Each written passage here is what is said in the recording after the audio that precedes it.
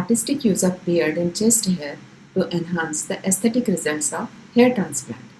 This is the paper I had presented in the 27th World Congress of International Society of Hair Restoration Surgeons 2019 at Bangkok. No conflict of interest. Hair transplant is becoming the most common cosmetic procedure across the world. Hair transplant does not mean putting few hair on the top of head. Rather, it should be done with so much perfection that it encourages the person to improve on other aesthetic aspects also. A good hair transplant can transform a person in toto. Here you can see. Again, this is a businessman and how happy he is after hair transplant. But the biggest limitation of hair transplant procedure is a big discrepancy between demand and supply. The body hair follicle are good source of donor hair follicles and can be used along with the scalp. Characteristics of body hair are different from that of scalp. So to get aesthetic look, we have to use them artistically along with the scalp hair.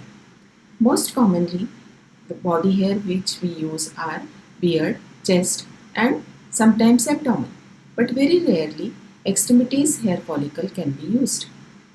Planning, the beard and chest hair can be used in two ways: as an adjuvant to previously done hair transplant to reduce scalp show, or as combination during the primary procedure, that is the first hair transplant, along with the scalp hair follicle.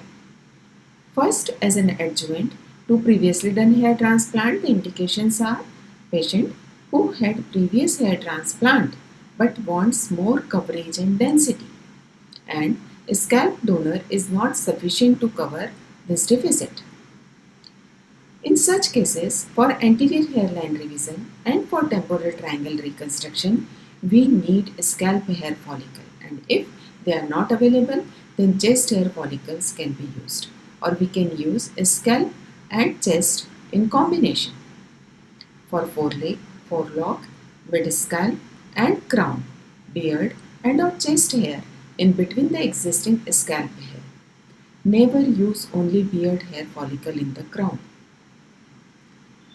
This is the patient who had previous 3 hair transplant surgery and 1 scalp reduction surgery.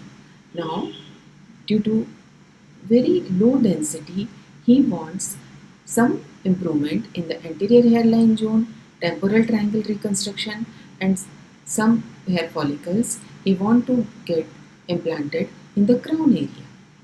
Now, in this case, as due to previous 3 hair transplant, a scalp donor was not available at all, very low density already. So, we use chest hair follicles. We take 1150 chest hair follicle and implant them in the front hairline zone and in the temporal triangle area. And in the crown area, we implant 2200 beard hair grafts along with the abdomen in between the existing scalp hair. And you can see the result. The scar is also beautifully camouflaged, and yes, there is improvement in the density and in his look. This is another case in which previous hair transplant FUT was done in the frontal area only, but now he wants to increase density in the mid scalp and wants to cover crown also. So we implant 6045 grafts. We take 2567 grafts from the scalp. Now this time by the FUE in one day, and then 2420 grafts from the beard. We also take 1058 grafts from the chest. So you can see there is a lot of difference between his first look, the mid scalp and the crown. Here you can see very low density and how beautifully this is covered. So he is very happy with his look. Now during the primary procedure, that is first hair transplant, we can use body hair grafts along with the scalp hair follicle, and this is known as combination grafting. Now why beard and chest hair are used in the first hair transplant? See, the indications are very young patient with positive genetic history. So there are all chances of him to go into grade 6 or 7 as his age advances. And we want to preserve the scalp hair follicle for the future because he may need more hair transplant surgeries. Beard and chest hair follicle growth is androgen dependent. Now, the person who don't want to take finasteride, this is an advantage. Beard hair are thick and curly, so along with the scalp hair, they increase the visual density and give a bounce to the implanted hair. The thickness of the chest hair is definitely not as good as compared to the beard and scalp, but is still a better alternative of the scalp micropigmentation. Now the combination grafting. When scalp hair follicles are mixed with beard hair, this is known as combination grafting. All cases of Norwood grade 4 and above are examined and evaluated for donor availability of the scalp and body hair. Detailed discussion is done with the patient and consent is taken for the combination approach of implantation. Scalp hair can be harvested either by follicular unit transplant technique or linear strip surgery technique or follicular unit excision technique depending on the patient's choice. Beard and chest hair follicle are harvested by the FUE only, initially only from the shadow area of the beard. Now you can see the planning. This is in Norwood grade 4. So we plan for 2500 to 3000 graft. Now we harvest 20 to 30% of the total graft, that is approximately 600 to 900 from the beard. And first 2 cm of the defined hairline zone, including the transition zone, only scalp hair follicles are used and implanted as per the standard guideline described by Shapiro and others.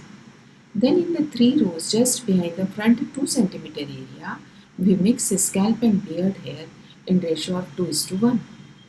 In forelock area, we mix scalp to beard 1:1. In the mid scalp area, we implant the remaining beard hair mixed with the scalp hair follicle. Total grafts 3017. Here you can see in a patient we take a scalp 24193 and from the beard 524 and we implant them in the single day and you can see the result. In Norwood grade 5 we plan for 4000 to 5000 grafts and in single harvesting either by FUT or by FUE we harvest 2500 to 3000 grafts from scalp donor area and the remaining from beard and or chest. Planning of implantation of mixing of the scalp to body ratio remains same as explained in grade 4, only that the remaining body hair are implanted in the mid scalp area. Here you can see a patient of grade 5, but he planned only for around 3000 graft. So we implant mainly in the front forefinger area and we take 2419 grafts from the scalp and 790 from the beard and this is done in single day. Now in grade 6, we plan for 6 to 7000 grafts. Out of the total we harvest 4500 to 5000 grafts from the scalp in multiple stages and remaining from the beard and other body parts. In between 2 stages, a minimum 4-month gap is given. On any given day, we do not harvest from more than 2 body areas and all precautions are taken that the dose of anesthetic agent remains within the safe limit. Here you can see the standard planning, grade 6, and we plan for the anterior hairline zone, mid scalp and crown also up to the vertex. Now in the anterior hairline zone, we implant mainly scalp hair grafts. We leave a line gap for the beard hair follicle in this area to give the bounce. Then in the forelock area, we plant beard hair follicle along with the scalp hair follicle in the ratio of 1:2.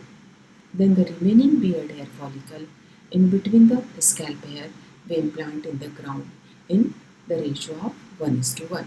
So this is the final look just after implantation. We use gradient density. So in the anterior hairline zone, we give very good density around 35 to 40 grafts per square centimeter, and then we reduce as we go behind. So again in this patient 5.35 grafts implanted, and you can see these are the early result just after 6 months, and we expect much more after 8 to 10 months. This is grade 6, and 4500 grafts were implanted from scalp and beard in combination in 2 days. So in grade 7, we plan for 7000 to 8000 grafts in multiple sessions. Planning remains the same as in Norwood grade 6. You can see here Norwood grade 7. At present, 5200 grafts were implanted in one session of 2 days. Now we want more transplant for the crown area. So here the front and the crown up to the vertex is implanted, and some of the crown is remaining for the second session. Again grade 7, 6850 grafts in multiple sessions.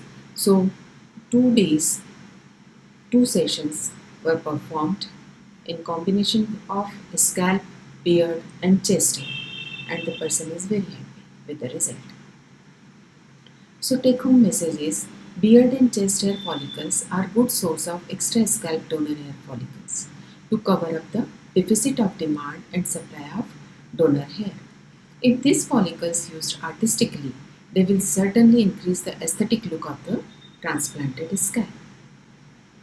For further reading, you can refer to the article published in Hair Transplant Forum International, Volume 28, Number 6, November-December 2018. Use of body hair for combination grafting to enhance visual density of hair transplantation and increase coverage in advanced alopecia. So, feel the change. Thank you.